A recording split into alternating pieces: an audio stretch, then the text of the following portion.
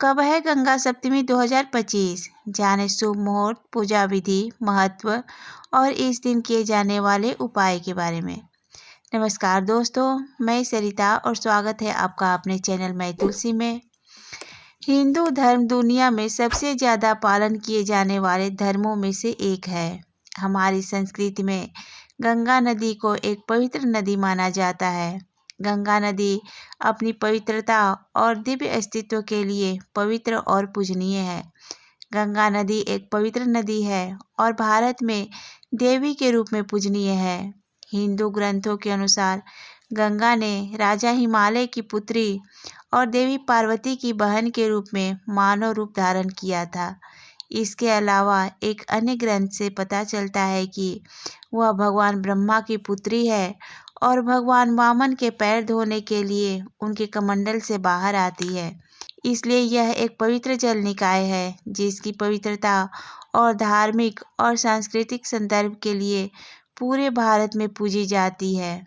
हर वर्ष वैशाख माह के शुक्ल पक्ष की सप्तमी तिथि को गंगा सप्तमी मनाई जाती है। इस दिन गंगा जी में आस्था की डुबकी लगाने से 7 जन्मों के पाप धुल जाते हैं और उसे अमृत की प्राप्ति होती है। इसके अलावा जो भी लोग गंगा जी में स्नान करते हैं तो उनके समस्त रोग, दोष एवं सभी प्रकार की समस्याओं से मुक्ति मिलती है और जीवन में सुख समृद्धि की प्राप्ति होती है।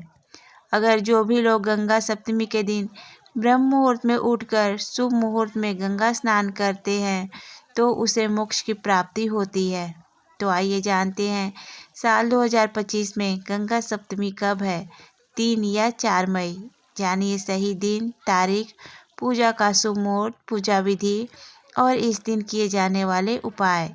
गंगा सप्तमी के दिन प्रातःकाल उठकर स्नान करते समय गंगा का ध्यान करें। इसके बाद भगवान सूर्य देव को 1 लोटा जल अर्पित करें और घर के मंदिर में धूप दीप करके सभी देवी देवताओं को गंगा जल से अभिषेक करें। इसके बाद माता गंगा का ध्यान करते हुए उन्हें पुष्प अर्पित करें और गंगा मैया को भोग लगाएं।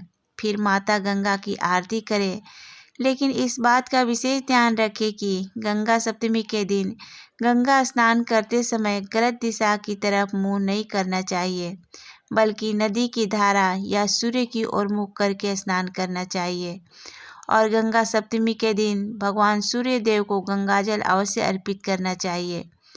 ऐसी मान्यता है कि गंगा जी में स्नान करते समय मन में नकारात्मक विचार नहीं लाने चाहिए। इसके अलावा गंगा जी में स्नान करते समय साफ सफाई का विशेष ध्यान रखना चाहिए और गंगा स्नान के बाद गंगा लहरी और गंगा स्तोत्र का पाठ अवश्य करना चाहिए।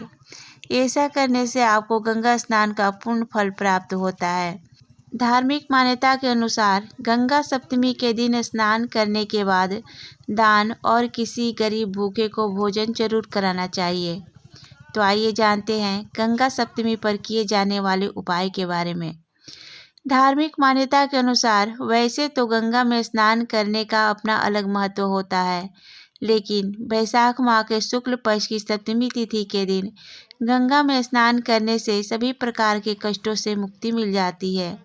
ऐसी मान्यता है कि इस दिन गंगा में स्नान करके गंगा पूजन करने से मांगलिक दोष समाप्त होता है और गंगा पूजन करने से अमोघ फल की प्राप्ति होती है।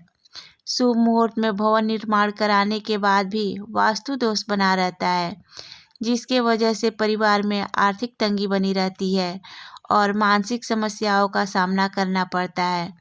यदि आपके साथ भी ऐसा होता है तो गंगा सप्तमी के दिन से अपने घर में नियमित रूप से गंगा जी का ध्यान करते हुए गंगा जल का छिड़काव करें।